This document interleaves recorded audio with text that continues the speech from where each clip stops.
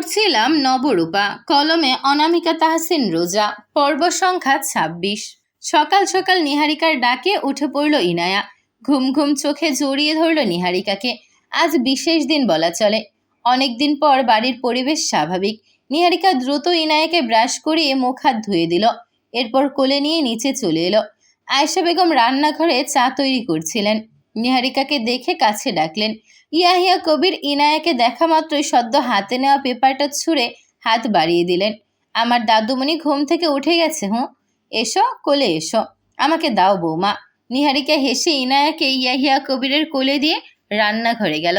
আয়েশা বেগম এবারে কাছে এসে বললেন, নিহা, একটা কথা বলবো। যদিও সকাল সকাল বলা উচিত না, কিন্তু আমি দমিয়ে রাখতে পারছি না। কিছু মনে করবি না তো? নিহারিকা শোকেস থেকে চায়ের কাপ বের করতে করতে হেসে বললেন, না মা, বলুন না, সমস্যা নেই। আয়েশা বেগম একটুখানি ইতস্ত করে বললেন, ইনায়াকে তো আগে তাও এই তামান্না নামে ডাকা ইনায়াকে তো আগে তা ওই তামান্না নামে থাকা অনন্যা দেখাশোনা করতো। তুই একা একা ওর খেয়াল রাখতে পারবি, নাকি আমি গ্রাম থেকে কাউকে নিয়ে আসবো বলতো? নিহারিকা মুচকি হেসে বলল, দরকার হবে না মা, আমার তো আর কাজ নেই, বাড়িতে থেকে করবই বাটা কি বলুন। ইনায়া ছাড়া আর তো কোনো দায়িত্ব দেখি না।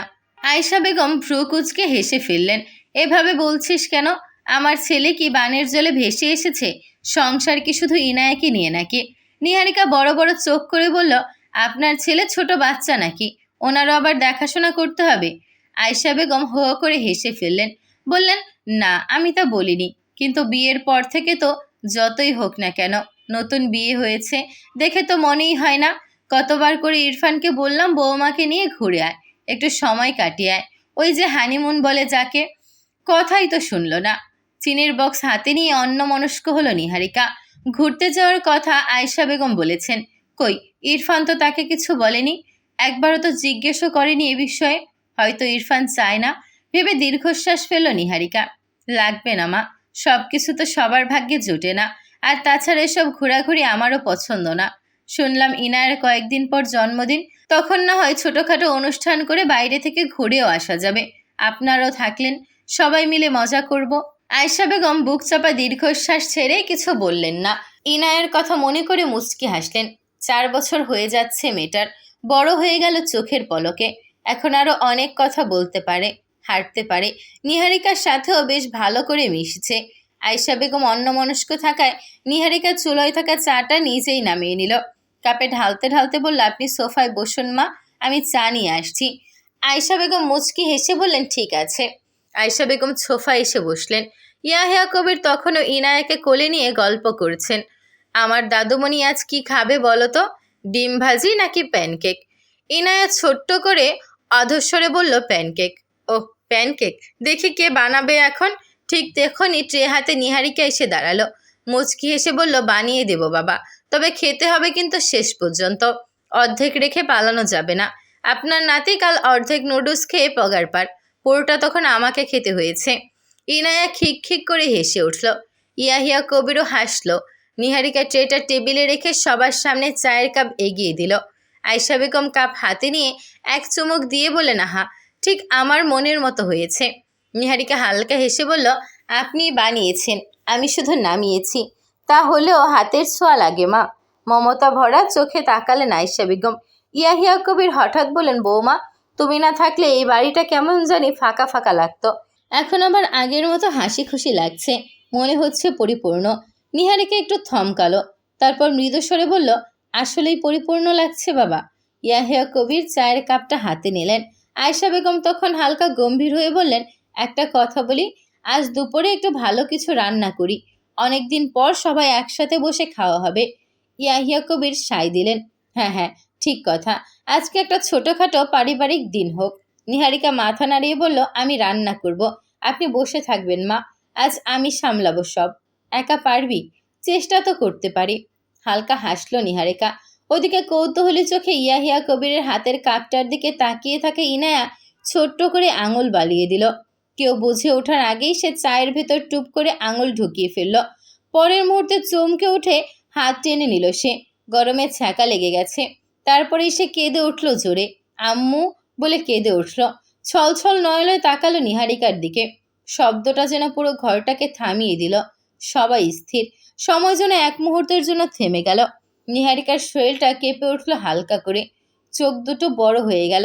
সে যেন বিশ্বাসই করতে পারছে না এই ডাকটা সত্যি। আয়েশা বেগম ইয়াহিয়া কবির ঠোঁটের কাছে কাপটা ধরে স্তব্ধ হয়ে একে অপরের দিকে তাকালেন। এদিকে ইনায়া কাঁদতে থাকলেও কারো হুঁশ নেই, বিশেষ করে নিহারিকার। সে স্তব্ধ নয়নে চোখ বড় করে ইনায়ের দিকে তাকিয়ে রইল। আম্মু! ইনায়া তাকে আম্মু ডেকেছে, আধস্বরে আম্মু ডেকেছে তাকে। হ্যাঁ, তার দিকেই তো তাকিয়ে কাঁদছে। অজান্তেই নিহারিকার চোখে পানি এসে টইটুম্বর হলো। জীবনে প্রথমবার অবশেষে তার দিকে তাকিয়ে তার নাম ধরে নয়, তার পরিচয়ে ডাকলো কেউ। তার বুকের ভেতরটা হঠাৎ করে ভারী হয়ে উঠল। আয়েশা বেগম আর ইয়াহিয়া কবির দুজনেই অবাক হয়ে তাকিয়ে রইলেন, তাদের চোখে বিস্ময়। তারপর ধীরে ধীরে সেই বিস্ময় গলে গিয়ে জায়গা নিল এক অদ্ভুত আনন্দে। ইনায়া কাঁদতেই থাকলো, ছোট্ট হাতটা সামনে বাড়িয়ে দিয়েছে। লাল হয়ে গেছে আঙুলটা। আম্মু! ব্যথা? চা? আর দেরি করলো না নিহারিকা, তাড়াহুড়ো করে চোখের পানি লুকিয়ে ফেলল শ্বশুর শাশুড়ির সামনে। কয়েক সেকেন্ডের স্তব্ধতা ভেঙে দ্রুত এগিয়ে এসে ইনায়াকে নিজের বুকে টেনে নিল। মা আমার, আরে আরে দেখি আঙুলটা। তার কণ্ঠ কেঁপে গেল। সে দ্রুত ইনায়ার আঙুলটা নিজের মুখের কাছে নিয়ে ফু দিতে লাগলো। কিচ্ছু হয়নি, কিচ্ছু হয়নি। কিন্তু তার নিজের চোখ তখন পানি টলমল করছে। মাথা নিচু করে ফেলল সে, যেন কেউ দেখে না ফেলে। এক হাতে শক্ত করে জড়িয়ে রেখেছে ইনায়াকে, যেন এই মুহূর্তটা, এই ডাকটা সে হারাতে চায় না কোনোভাবেই। মা ডাকটা এত মধুর কেন, এত সুন্দর কেন?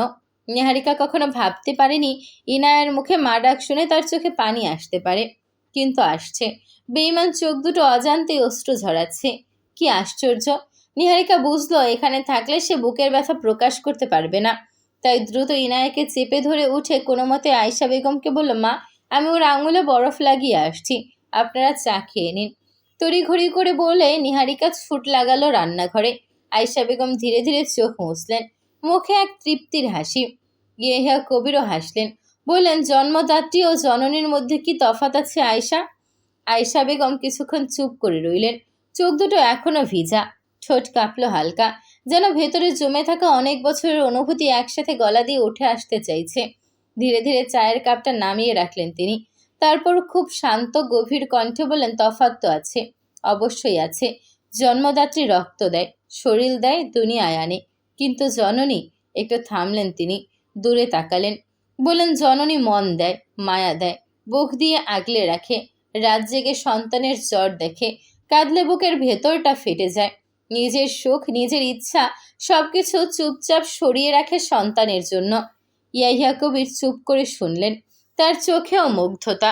আয়েশা বেগম আবার বললেন, জন্ম দেওয়া সহজ না ঠিকই, কিন্তু মা হয়ে ওঠা সে আরও কঠিন, সবাই পারে না। তার গলায় এবার আবেগ আরও ঘন হয়ে উঠল।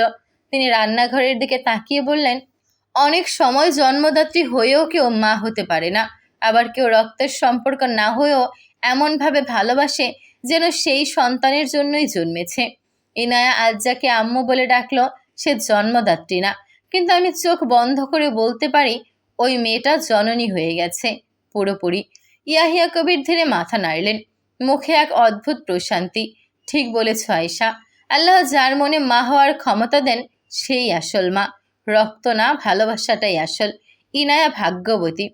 রান্নাঘরের দিকে ছুটে গিয়ে দরজার আড়ালে দাঁড়াতেই যেন নিহারিকার বুকের ভেতর জমে থাকা সব অনুভূতি একসাথে বেরিয়ে আসতে চাইল। ইনায়াকে শক্ত করে জড়িয়ে ধরে সে দ্রুত ফ্রিজ খুলে বরফ বের করলো। কাপা হাতে বরফটা কাপড়ে মুড়িয়ে আলতো করে ইনায়ার ছোট্ট আঙুলে চেপে ধরল। এই তো, এই তো, আমার মা, কিচ্ছু হয়নি। ইনায়া কাঁদতে কাঁদতে হেঁচকি তুলছে, কিন্তু তার চোখ দুটো আটকে আছে নিহারিকার মুখে। ছোট্ট আঙুলটা নিহারিকার দিকে তুলে আবারও ফিসফিস করে বলল, আম্মু। শব্দটা আবারও বাজলো কানে। নিহারিকার বুকটা কেঁপে উঠল তীব্রভাবে। সে ঠোঁট কামড়ে ধরল, যেন কান্নাটা বেরিয়ে না আসে, কিন্তু পারল না। এক ফোঁটা দুই ফোঁটা অশ্রু গড়িয়ে পড়ল গালে। সে দ্রুত মুখ নামিয়ে ইনায়ের কপালে চুমু খেল। আমি আছি মা, আমি আছি। চায়ের ঘ্রাণ এত পছন্দ তোর, বড় হয়ে চায়ের বাগান করে দেব তোকে। তার গলার স্বরটা কেমন ভেঙে গেল। কিছুক্ষণ পরে ইনায়ের কান্না ধীরে ধীরে থেমে এলো। বরফের ঠান্ডা ছোঁয়ায় ব্যথাটাও কমে এসেছে। নিহারিকা আলতো করে ওর আঙুলে ফু দিল, যেন ব্যথাটুকু উড়িয়ে দিতে চায়। সাহসী মেয়েরা কাঁদে না, তাই না? ইনায়া কি বুঝলো কে জানে, কিন্তু নাক টেনে ঠিকই মাথা নাড়ল হালকা করে। তারপর আবার মাথা গুজে দিল নিহারিকার বুকে। নিহারিকার বুকটা আবার মোচড় দিয়ে উঠল। সে ধীরে ইনায়ের কপালে চুমু খেলো। চোখ বুজে ফিসফিস করে বলল, আমি পাগল হয়ে যাব। হুট করে এভাবে ঝটকা দিলে কি হয়? তোরা দুটো বাপ বেটি সমান। একদম চমকে দিস আমাকে। তার গাল বেয়ে আবারও নীরব অশ্রু গড়িয়ে পড়ল। কিন্তু এবার সেই কান্নায় কষ্টের চেয়ে বেশি ছিল একটা অদ্ভুত পূর্ণতা।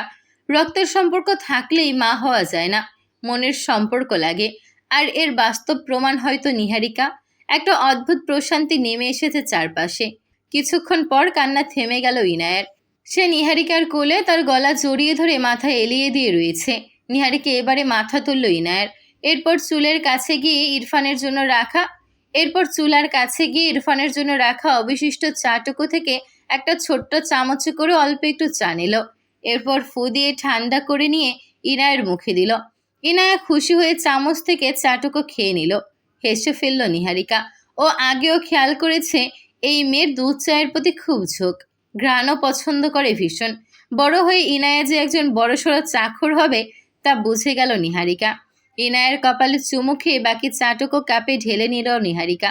বলল, চায়ে আর ভাগ বসানো যাবে না সোনা, এটা তোর বাপের ভাগ। একটু কম হলে লোকটা আবার কষ্ট পাবে।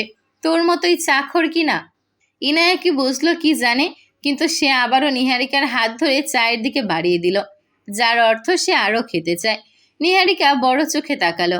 আয় হায়, তুই তো বেশ ভালোই চায়ের জন্য পাগল। ওহ, আর দেয়া যাবে না, আর একটু বড় হ, তখন খাস। ইরফানের জন্য কাপটা নিয়ে নিহারিকা ইনায়াকে ভালো করে কোলে নিয়ে নিল। এরপর বসার ঘরে এসে দেখল আয়েশা বেগম কাপ গুছিয়ে নিচ্ছে। ইয়াহিয়া কবির চলে গিয়েছেন ঘরে। নিহারিকা বলল, মা আপনি রাখুন, আমি এসে গুছিয়ে নেব, ওনাকে চা দিয়ে আসছি। আয়েশা বেগম হেসে বললেন, হ্যাঁ হ্যাঁ তুই যা, আমি পারবো তো, যা তাড়াতাড়ি।